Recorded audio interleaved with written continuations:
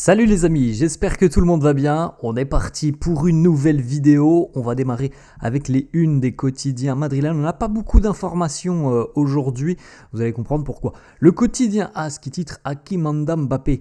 On attend évidemment une grande saison de Kylian Mbappé. L'adaptation de la première saison entre guillemets est terminée. Ça a pris quelques semaines, voire même quelques mois avant de voir un Kylian à 100% que l'on a vu véritablement sur les 3-4 derniers mois de compétition. Il était quand même très très performant Mbappé.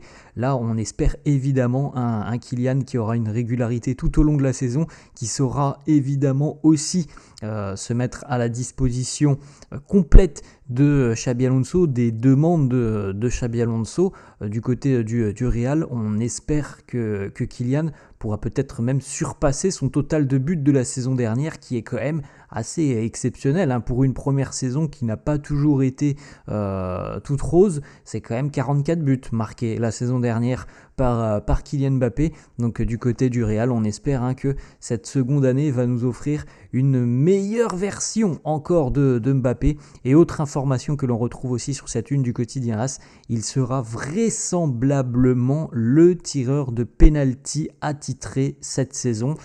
On sait, les amis, que l'année dernière a été quand même une année problématique parce que on a eu une succession de tireurs de penalty du côté du Real et malheureusement aussi une succession d'échecs. On n'a pas trouvé la bonne formule, donc on retentera certainement, c'est la tendance, Kylian Mbappé, tireur numéro 1.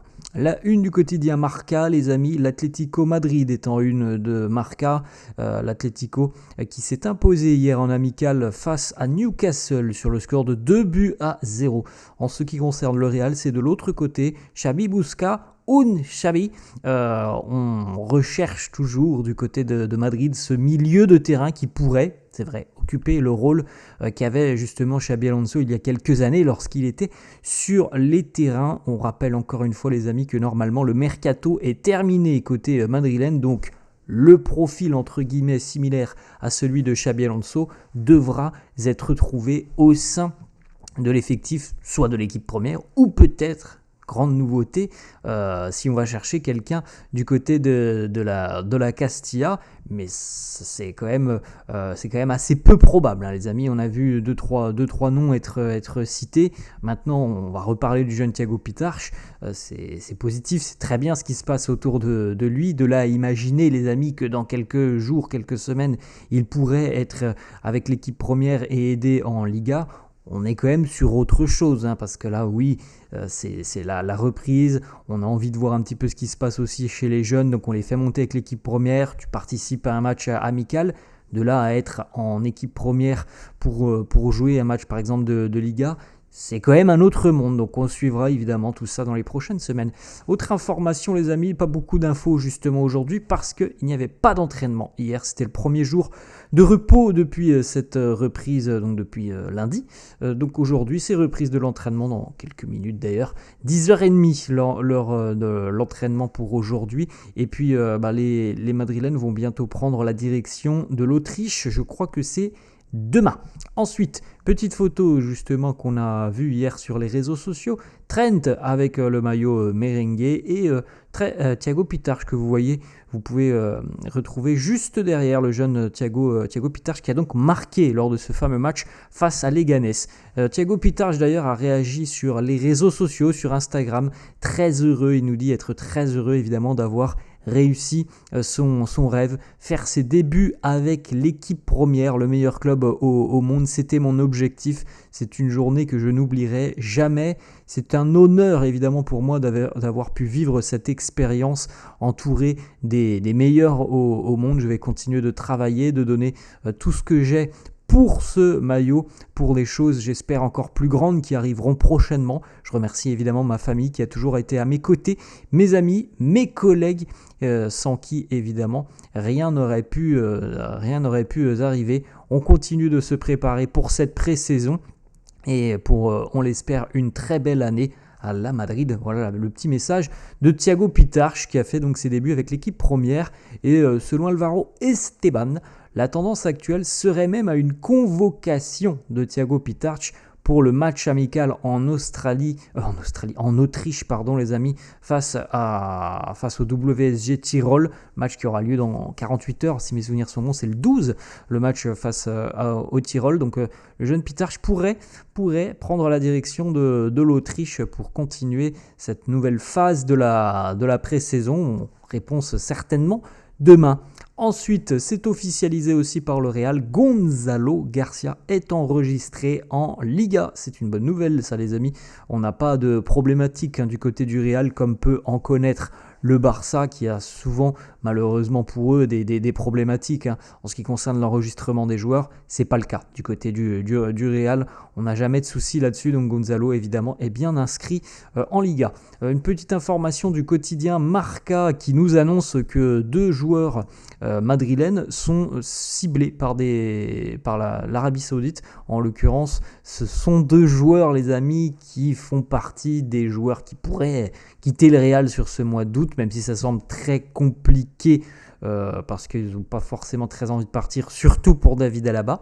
Donc c'est David Alaba et Dani Ceballos qui seraient ciblés par l'Arabie Saoudite. Or, David Alaba n'a pas envie de partir, à moins peut-être d'une offre exceptionnelle XXL du côté de l'Arabie Saoudite, mais étant donné le salaire qu'il a du côté de Madrid, on rappelle quand même que c'est le 2e joueur le mieux payé de l'effectif, David Alaba, ça semble quand même assez impossible d'imaginer qu'il puisse y avoir un départ.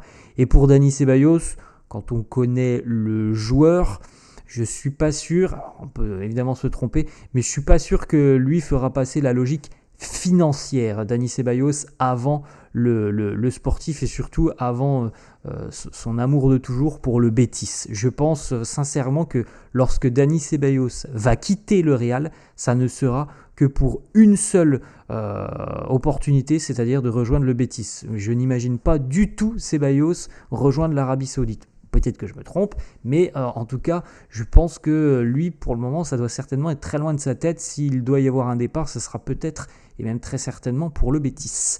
Autre information, Marca, qui confirme un petit peu ce que l'on vient d'évoquer.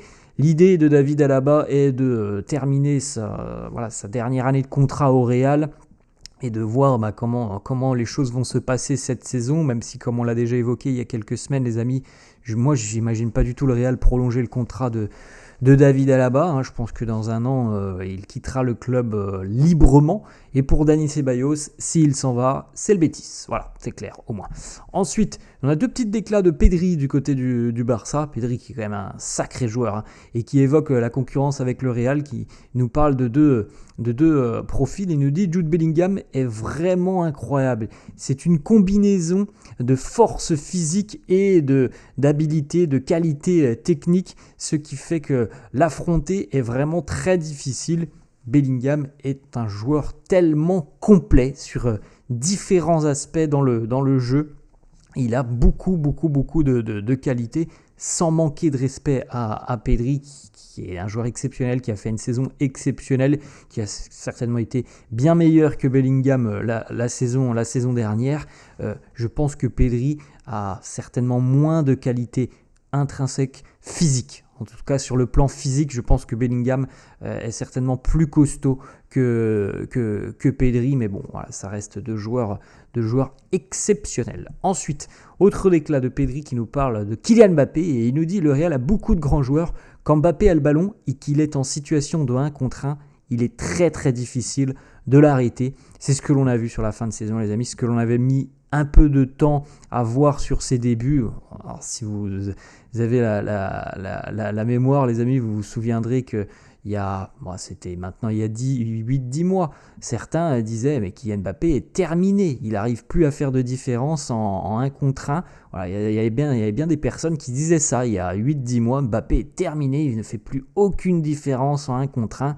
Bon, évidemment, un joueur de la classe de Kylian Mbappé a connu une mauvaise passe qui, certes, a été peut-être un peu longue, mais il est revenu. Voilà. Il a fermé certainement encore des bouches sur la seconde partie de saison avec les buts qu'il a marqués. 44 quand même, et les différences, elles sont revenues dans les 1 contre 1.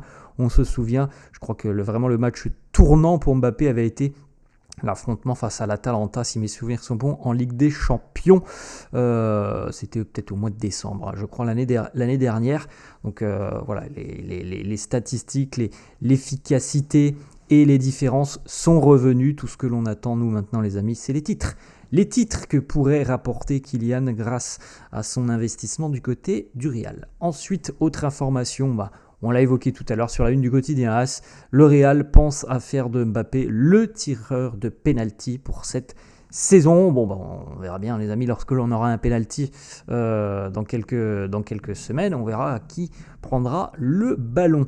Petite photo, on va terminer là-dessus, non on ne termine pas là-dessus, petite photo republiée sur Instagram par Antonio Rüdiger qui... il va de son petit tacle envers le FC Barcelone. Il a republié une vidéo différence Real-Barça où on voit Lamine Yamal pleurer. C'était lors du match de Coupe du Roi. Lamine qui pleure devant Dani Ceballos, lui debout. Voilà, le petit tacle d'Antonio Rüdiger. Et puis pour clôturer donc, avec une autre information, pas hyper intéressante non plus, mais c'est quand même assez surprenant. On a le compte officiel du Ballon d'Or sur Instagram qui a souhaité un joyeux anniversaire au Ballon d'Or 2018, en l'occurrence Luka Modric. Le problème, c'est que c'est pas du tout l'anniversaire de Luka. L'anniversaire de Luka, c'est dans un mois, donc il a commenté. C'est le mois prochain, mais bon, merci quand même. Voilà les commentaires de Luka Modric. Et on termine avec cette dernière information, les amis, selon le toujours bien informé Footy Headlines, qui est donc un compte spécialisé sur les nouveaux maillots. Les nouveaux maillots du Real pour la saison prochaine, les amis. Donc là, on repart dans un an. La version 2026-2027, on pourrait avoir une couleur inédite du côté des maillots du Real, des choses que l'on n'a jamais vues.